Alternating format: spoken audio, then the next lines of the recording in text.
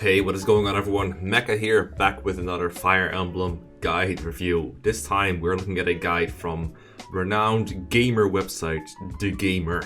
And the article we're going to take a look at today is Fire Emblem 3 Houses, the 10 most powerful weapons ranked. Someone linked this guide, this is a very liberal use of the word guide, on the Fire Emblem subreddit, and I looked at it and I was like, this is the worst guide I've seen so far, and we've looked at a lot of bad guides. I'm not even baiting here. This is the worst guide I've ever seen. This is some real journalist badass clickbait right here. This is terrible. It was written in August 2, 2019, and come to think of it, this name Benjamin Baker looks familiar to me. I think we've seen this guy write articles before. We know just how good he is. Let's read what this says. Fire Emblem 3 Houses features a wide array of weapons to wield, but which are the best for your units? I don't know, man. How will we ever find out? Well, you could play the game, and then like after the playthrough, you're like, okay, these are the weapons that work the best for me. You could look at the stats a little bit, see if it matches up, or you could look through the Pitfalls wiki or something, and then just take the info there for granted. That would also work, probably. Let's read. There are a lot of weapons to choose from in Fire Emblem 3 Houses, and it can be hard at times to decide which is the most powerful weapon for your warriors to wield in battle. This is also complicated by the fact that some classes have dual weapon proficiencies, like the Great Knight getting bonuses from both lances and axes. I never use Great Knights because they're terrible, but I'm assuming that's because they have Lance Fair and X Fair, but take that for granted. Ideally, you should pick whichever weapon your classes have a proficiency in, but when it comes to the best classes in the game, or the best weapons in the game, there are some clear standouts with a very surprising winner. Now this is the last line of truth in this whole article. A very surprising winner. So, at number 10, very helpfully labeled 10 out of 10, but it's just the top 10, guys. It's not like they go back and forth either. It's just 10 best weapons. And at number 10 is the Phil Knots. Now, that's pretty high, because like, I'm having a hard time coming up with 9 weapons better than a Phil Knot, but let's see what they do. So we got a picture of Claude here with the Phil Knot, pretty fine. The only bow on this list is the powerful Phil Knot. It's a great ranged weapon with 18 mites, 75% hit chance, 20 critical, and 2 to 3 range. This bow is the weapon of choice for Claude, as it... Okay, this is where the truths stop, as it enables the perk granted by the Crest of Regan, which can sometimes heal the wielder 30% of the damage dealt when using combat arts. That's funny, because... Granted, it's true that Claude is the Crest of Regan, and that it works when he's using combat arts, when he's using the Phil Knot, but it also works with every single other weapon that he can use. That you can activate that crest thing always, no matter what weapon he uses. So that's a big fail. What it activates is his personal combat art. I think it's like Fallen Star, where he avoids the next attack that he faces. I think that's what it does. I rarely used it, even though I should have. And like, I think that's listed in like every single entry of Phil Knot on like Serena's Forest, Wiki, everywhere. So I don't know how I missed that. They must have been, I don't know, Nick. I think it's even listed in the game when you're like trying to use Phil Knot, and you just put your cursor over it and you press select or whatever, and you check it out. I think that's even what it says. The reason this doesn't rank higher is because it has terrible durability, and that was me stumbling because it actually writes because it has a terrible durability of 20, and melee classes are just stronger in this game. Yeah, okay. Alright, if you say so. I mean, I guess this game doesn't have close counter or anything. If you have Claude, use this weapon, but you definitely need something else for your Fortress Knights, because that's really what this is all about, is trying to find the right weapons for your Fortress Knights. Not even Great Knights, Fortress Knights. Number 9 is the Crusher, and we see a picture of the Death Knight, the most iconic user of the Crusher. The Crusher Axe has a great special effect that causes it to deal magic damage instead of physical. This is great for non-magical melee fighters. Yeah. Okay, who are likely going up against foes with minimal resistance to magic attacks. That seems fantastic. Yeah, I love that. It's not like it's a Net's gimmick or anything. No, it's absolutely great to be able to deal magical damage with a very magical proficient unit like Hilda, or I don't know, Raphael or Casper or something. Yeah, this is a fantastic idea. It has a low durability, right, though? Yeah, its hit chance at 60 is fairly high. Yeah, I love 60% chance to hit. I mean, that's not what it is, but goddamn, 60 hit is not good. And the 18 might is not too shabby. It's pretty goddamn high. It has an abysmal durability of 20. If this were higher, this axe would easily be higher on this list. Yeah, durability is really how I judge weapons in a game where you can repair weapons. And let's keep in mind how important durability is. Instead, you'll have to account for that low durability when outfitting your characters, yeah. I mean, just don't solo the game with Crusher, I guess. Nothing about, like... Doesn't it have, like, a combat art or something? I never used the Crusher, but I'm pretty sure there's more to say about the Crusher, but I guess a picture of the Death Knight really says it all. You know, that character you have that can use the Crusher. Hult Claire! You know, I actually didn't remember Hult Claire was in this game, but I'm pretty sure you get it by, like one of those busted axe drops from, like, those auxiliary battles. You have to repair it using some rare ore. That's right. I think that's what it is. The Hult Claire doesn't have any special perks or effects, but it does have some impressive stats that make it a strong weapon. It has a 19 might stat, which is not the strongest of axes, but it's definitely in the running. Yeah, it's higher than the Crusher, at least, I guess. Where this weapon really shines is at its high hit chance of a whopping 80. The only other axe with the hit rate that high is the trading axe, which you should not be using in battle. Okay. To be fair, by the time you get, like, the weapons listed above, like the Crusher and stuff, I guess you should be using trading weapons, so I won't be too harsh on this one, but I mean, sometimes there's uses for trading axes. The reason it doesn't rank higher is because the lack of a special effect and the weight can be annoying, but it's a great axe nonetheless. You know what, I wonder? How much uses the Hult Claire has? It's not listed here at all. I wouldn't be surprised if it was 20, because this guy's a fucking hit for crit. I never used this, not gonna lie, but it seems like it's pretty unavailable, I think. I think it takes a while before you have the ore needed to repair this thing, but whatever. The Axe of Yukonvazara, and here we see a picture that I'm sure is related to the Axe of Yukonvazara, because, I mean, there's like a lot of axes in this picture. The Axe of Yukonvazara has the special ability to restore health points to its wielder every turn. Wow, does it? Is it like renewal, or is it like one of those used to heal? I'm assuming it's like renewal. This healing effect can be boosted by the characters Lysithea and Lawrence, who possess the Crest of Gloucester. Okay, fair enough. Yeah, those are some really good axe users. Yeah, because they're really good at using axes, because they're like very physically oriented, and this is definitely a magical axe, just like the Crusher.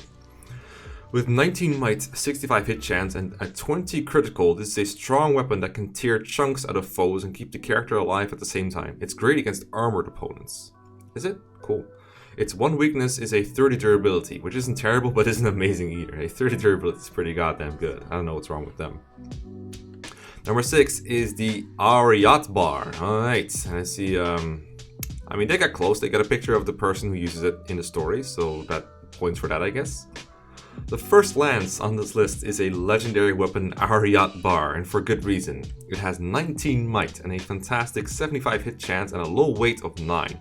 If you give this weapon to Dimitri, who has the Crest of Bladed, this enables his ability to occasionally double the attack power and number of weapon uses when using combat. That's great! You can go through weapon uses twice as quickly. That's such a good crest. And the funniest part is that they didn't even mention, you don't even have to use the Ariat bar for this crest to activate. You can use any other weapon, just like with the Philnod, but, you know, fuck that shit. That doesn't matter. Yeah, and the low weight of 9. That's okay, I guess. I'm not gonna lie, Ariat bar is a good weapon, but the Crest of Bladed is probably the worst crest in the game. And I don't think they realized that doubling the number of weapon uses is like doubling the number of uses it takes to use the combat arts. Like they just break his weapon. Unfortunately, this weapon has a rotten durability of 20. With the low weight, you can and should carry another weapon as a backup. If you have Dimitri, it's a no-brainer, but anyone else might want to rethink using this weapon. The next entry is my absolute favorite. The next entry is it just blows everything so far you've seen out of the water. So far, they've been weapons in the game, and most of them are pretty good. This one is hilarious. At number 5, we have the Viscom. The only sword on this list is the Viscom, which you can see here, the iconic Viscom in the picture. Its special effect is the exact same as the Crusher, meaning this sword will deal magic damage instead of physical damage. Wow! It has a strong 20 might and a stunning 100 hit chance. Its range varies between 1 and 9, meaning you can get some ranged shots in with this sword's magic. The fact that this sword doesn't rank higher says a lot about the weapons below. If your class has proficiency with swords, this is the weapon to give them. No question about it. Just in case you haven't played any of the routes where the Viscom exists, or you're wondering what the fuck is the Viscom for any other reason, I don't blame you. The Viscom, in case you're wondering, is a ranged weapon that's enemy only in this game. It's in Shambhala, and I think it might also be in that one chapter where Elughard goes up against Cornelia. I think it might be there too. But either way, it's a those who slither in the dark weapon. You can never obtain it. It's actually like, it's not even a weapon. It's just something like, it's like a terrain that shoots at you occasionally. It does like no damage to you either. It's like, it's not obtainable in the game. It's not even a weapon. And they just randomly put a picture of Beleth here, hoping that they might have gotten the Viscom by getting lucky. It's like you're on a test as a student, you just like pick a random answer, but instead of actually selecting A, B, C, or D, you just like write in like letter X and hope that's the right answer. That's basically what this is. I can't even fathom how they can. I think the only explanation for this is that Benjamin Baker, like obviously didn't play the game. That's like beyond, like there's no way he played the game at this point. I think he just went through like the Fire Emblem wiki or like a database of all the weapons in this game and was like, okay, that seems good. Yeah, that seems good. And then he just did like 2 seconds of research, or maybe one second of research. It's like, 1-9 range with a magical damage sword. That seems pretty good. Yeah, we'll put that one in. That seems good. The Viscom, that looks really good. And then this picture of Beleth, that's perfect. That like Beleth is the main character, so he has to be relevant. So there we go. That's how you get the Viscom in an article about Fire Emblem Three Houses weapons. This is so fucking dumb. I try to be a little bit held back about criticism of journalism in general, and like even gaming journalism, because I know there are people that are passionate about their job in this, and it's not fair to judge them all the same as if they're all part of the same homogenous group that does the exact same thing and does no research, just makes clickbait. But fuck you. Fuck you. Number 4, Lance of Ruin, an actual reasonable pick, I guess. This legendary lance is the weapon of choice for Sylvain. Its special effect triggers the Crest of Gautier's perk, which is to raise might when Sylvain is using combat arts. This guy still doesn't know how combat arts work, in combination with crests. Even in another character's hands, this is a great weapon to have. It has 22 might, 65 hit chance, which is pretty bad actually. I mean, not gonna lie, like Sylvain's accuracy with this thing sometimes leaves something to be desired. And a critical of 20. Like all lances, it's light and has low durability. Is this light? Hold on a second. I don't think this thing is light at all. It weighs 9. Okay, that is like not that heavy. It's like our yacht bar weights, but for most of the game, Sylvain does get weighed down by quite a bit. It takes like 45 strength to negate all of its weight. If you have Sylvain, get this weapon as quickly as possible. If you don't, it's not a bad choice for other fighters. Okay then, alright, it's an okay weapon, I guess. It's a little overrated, I think, sometimes, but it does have really high might, so it's nice, it's alright. Number 3, Frye Kugel, and then we just have a picture of the game in Japanese with Hilda just kind of standing there as she's using like a gambit, because that's definitely how you show off the Frye Kugel. I think she's not even holding the Frye Kugel here, it's just like an iron axe. The Frye Kugel is a good axe with some solid stats. It has 23 might, 65 hit chance, and a 10% critical. This weapon really shines when in the hands of Hilda as her Crest of God not again. And then, like, another thing that this is a great article is that they have, like, related why resetting is important in Fire Emblem and how to do it in Three Houses in the middle of a frickin' paragraph that isn't even that long to begin with. Like, how hard do you want to clickbait me? But then again, if you look at that trending now section over here, you already know this isn't the most site that cares about integrity and not being a clickbait fishing pool. It doesn't rate as high because the other 2 weapons are just stronger. That being said, it's the only axe you should give Hilda and isn't a bad choice for any other axe wielder in the game. Alright, fine. I don't actually mind the Frye Kugel. I don't know if I'd rank it this high, but whatever. This is not even the worst part of this list. Just you wait. Just you wait. We're still going here. At number 2, we have the Amere, and again, they managed to be almost on point by displaying the character that uses it as basically her personal weapon, although they didn't actually put the Amere in the picture. I think out of all these weapons, I think they managed to put the right weapon maybe 2 times so far.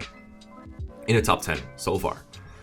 The best axe in the game is the Amere. It has awesome stats like the might of 24, a 60 hit chance, and a critical of 20, but its true strength lies in the perk it grants Rhea, Gerald, and Edelgard. All those playable characters, like Rhea and Gerald.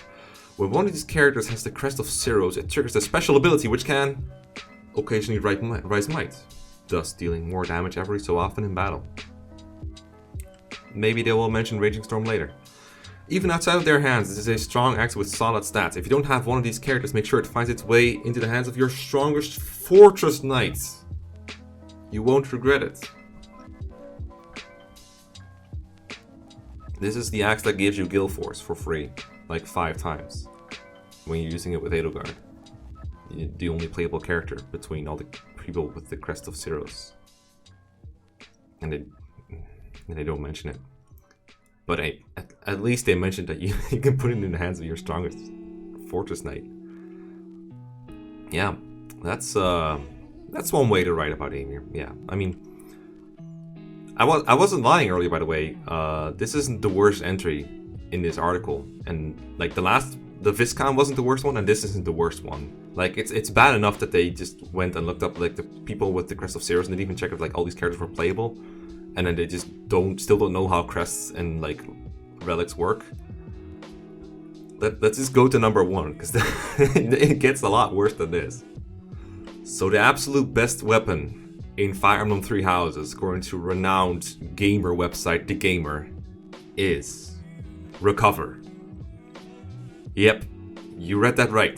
The best weapon in Fire Emblem Three Houses is a book. Looking at the stats, it's not that surprising. This Faith weapon boasts an impressive 30 might and 100 hit chance. This weapon hits hard and very rarely misses. Yeah, Thracia intensifies. But its true strength lies in the special ability to heal allies. Every party should have a holy knight or at least a bishop wielding this weapon of the gods into every battle. It has a terrible durability of 5, but its strong attack and incredibly useful healing abilities make this worth the short time it'll be used in battle before it needs repairing.